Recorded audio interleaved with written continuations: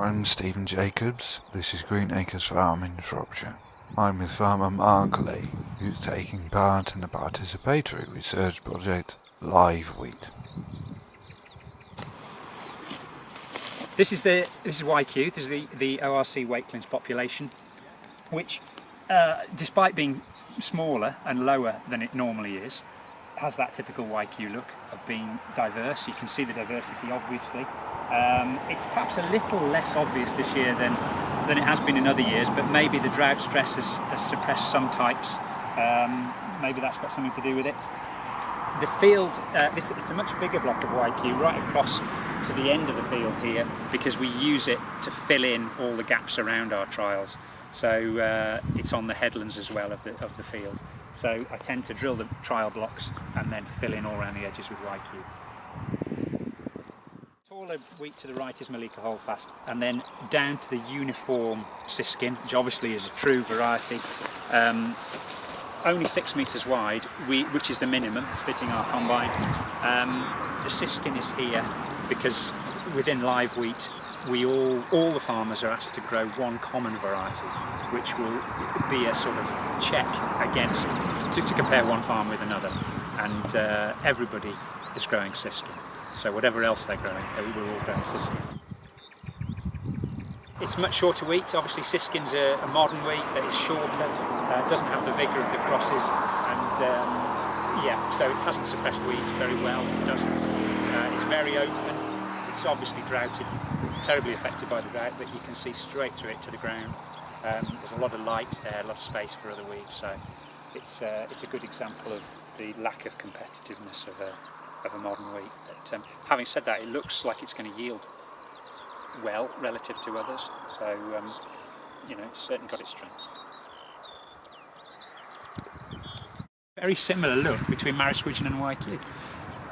So to the right of that line is YQ.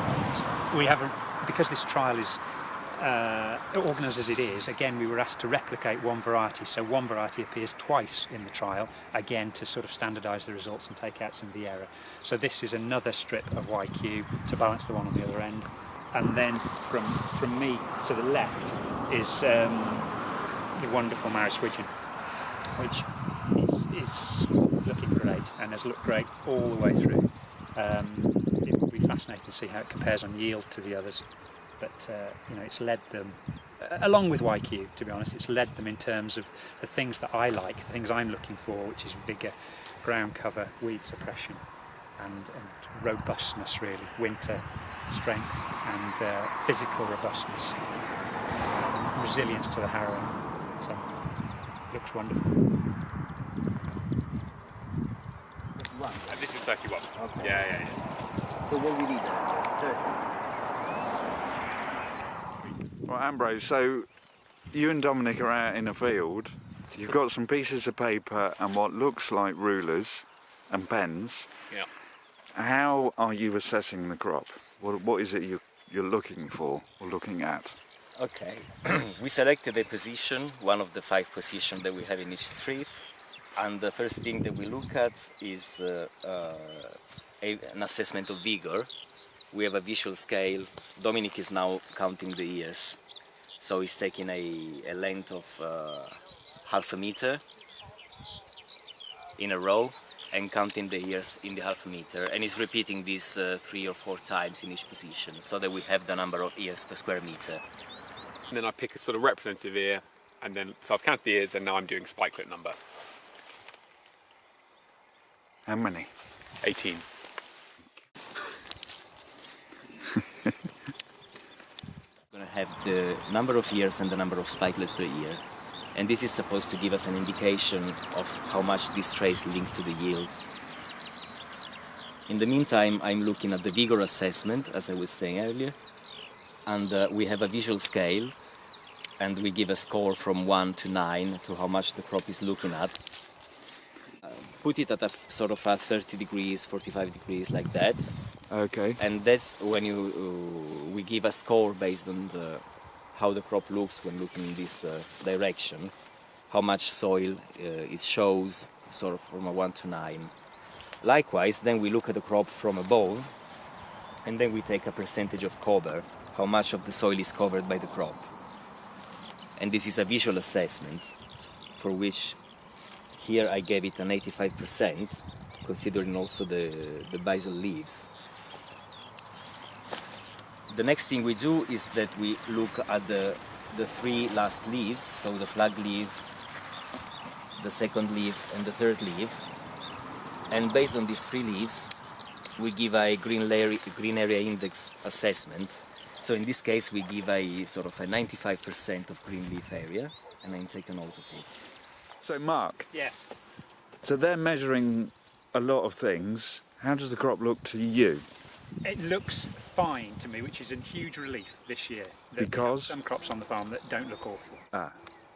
And you were saying earlier that you can't help but look at the worst of the crops and measure things accordingly. Yeah, I mean, we're very focused on the problem in our spring crops particularly.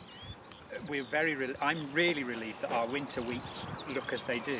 A lot of that is because they've had the same year as everybody else, but we drilled our winter crops well, which we were fortunate to be able to do because we didn't have very much of them to do, and they were following grass lays. So we were able to drill our... This came up out of a grass clover lay last October, end of October, when it was diabolical weather most of the time. We waited till we got 2 dry days, we ploughed it one day and drilled it. In fact, we ploughed it and drilled it the same day. And this looks like the ear's going to fill regardless, isn't it? Well, it's deep. I mean, the roots of this will be right down. So, although it's desperately dry in the top, top section of our soil, there is still some water down there at depth, and it will fill now. But it would probably still benefit from a damn good soaking in. The grain fill is a combination of what's already been captured in terms of the biomass, so translocation from the soluble stem reserves, plus photosynthesis right now for the next 2 or 3 weeks and assimilation. So obviously the lack of moisture is maybe reducing assimilation, but what's there already is going to be translocated into the grain. And so probably for the taller crops, that means there's more there to fill the grain than for the shorter ones. And obviously the effect that the drought has had, although it doesn't look like here compared to the other ones I've seen, the shorter crops, the less stem reserves they have to fill the grain. And in these very much less than ideal conditions are where we really potentially see the strength of the taller wheats. Yes. Yep. Yes. So winter. And it was wet though. Yeah, but it was sown well. It was sown well in a terrible time. If you plough up ground from under a grass lay, it's invariably nicer. It's drier because the grass lay is still alive. Essentially, it's still drawing water out of it. So a clover lay. So we ploughed up. I sowed this myself. It was good. But again, the Widgeon and the YQ are supreme at getting up and getting going. The dry conditions are very good also for the tall weeds, because the first thing that happens when there is drought, especially after a very prolonged and rainy autumn, is that the straw gets shorter, much shorter. So compared to last year, where it was very rainy in June, etc., and the crops were much taller, it was very hard also to walk in them, for example, in the tall crops. And in some other farms with more nitrogen, there were some lodging. This year I don't think we're going to see any lodging on the tall crops. And also the ears are very big. And another thing that we see with the drought is the weeds didn't develop too much. Because the last part of the assessment we do is looking at the weeds. So trying to identify all the species that we see around the position where we are without going too far. So for example, here we have the first one I see close to myself, some veg, which might be also a nice presence to have, unless it becomes too big and it starts to mix up with the wheat, etc. We have the ranch, Raffinose, very similar to the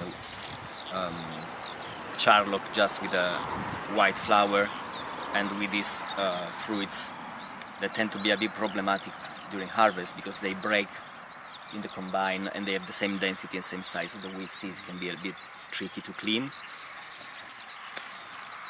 What else we have?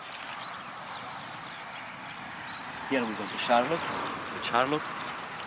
So similar leaf, similar plant, but different flower, yellow. Compared to the other farms, we are on the third season. In the past 2 years were completely opposite climatic patterns, and the data from your farm were the most consistent overall across the 2 years. And I have the impression that this year they will not disappoint.